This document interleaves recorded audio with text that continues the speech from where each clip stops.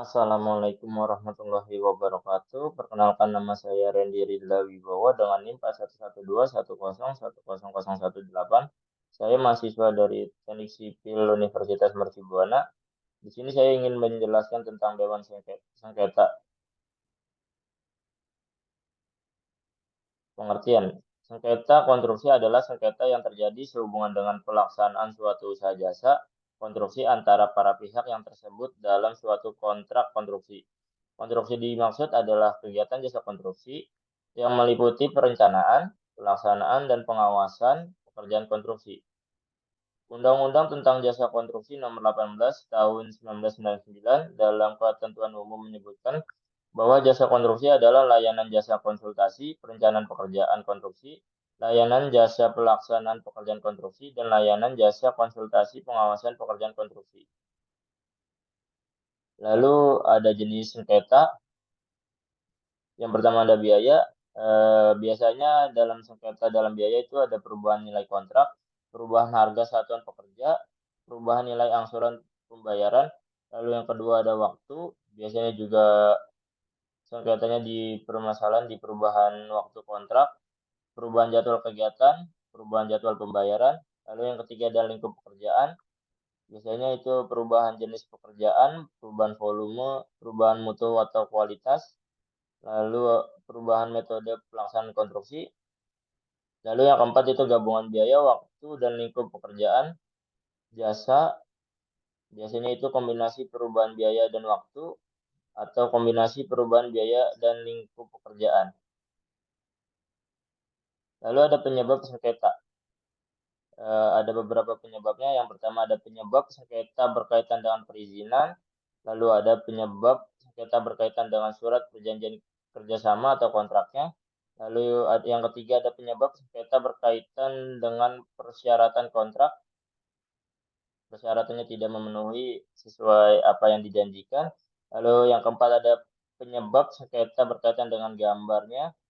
Lalu yang kelima berkaitan dengan spesifikasi. Lalu yang keenam ada penyebab sengketa berkaitan dengan RAB-nya atau rencana anggaran biaya. Lalu yang ketujuh ada penyebab sengketa berkaitan dengan administrasi kontrak. Lalu yang kedelapan ada berkaitan dengan kondisi lapangannya. Yang sembilan lalu ada penyebabnya dengan kondisi eksternal. Lalu ada jenis penyelesaian sengketa. Yang pertama dengan negosiasi. Negosiasi dapat diartikan sebagai suatu upaya penyelesaian sengketa para pihak tanpa melalui proses peradilan dengan tujuan mencapai kesepakatan bersama atas dasar kerjasama yang lebih harmonis dan kreatif. Negosiasi tidak melibatkan pihak ketiga, namun memerlukan orang yang tepat untuk bernegosiasi. Lalu yang kedua ada mediasi. Mediasi adalah upaya penyelesaian sengketa para pihak dengan kesepakatan bersama melalui mediator yang bersifat netral dan tidak membuat keputusan atau kesimpulan bagi para pihak, tetapi menunjang fasilitator untuk terlaksana dialog antara pihak dengan suasana keterbukaan, kejujuran, dan tukar pendapat untuk mencapai mufakat. Lalu yang ketiga ada konsiliasi.